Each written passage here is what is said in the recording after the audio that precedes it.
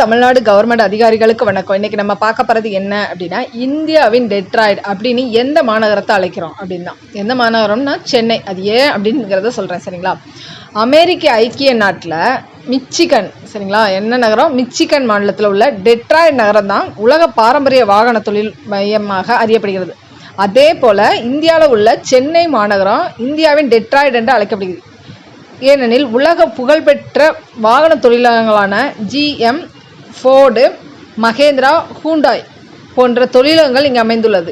இவற்றை தவிர இந்த நகரத்தில் என்ன பண்ணுறாங்கன்னா, நாட்டின் வாகன தொழில் ஏற்றுமதியில் 60% பங்கினை இதான் கொண்டு இருக்கு அப்படின்னு சொல்கிறாங்க, சரிங்களா? நன்றி மக்களே. இதில் சொன்ன விஷயம் என்ன, டெட்ராய்ட்னா இந்தியாவின் டெட்ராய்ட்னா சென்னை சொல்கிறோம். எவ்வளோ உற்பத்தினா 60% ஏற்றுமதியை இங்கேருந்து அனுப்புகிறாங்க, சரிங்களா?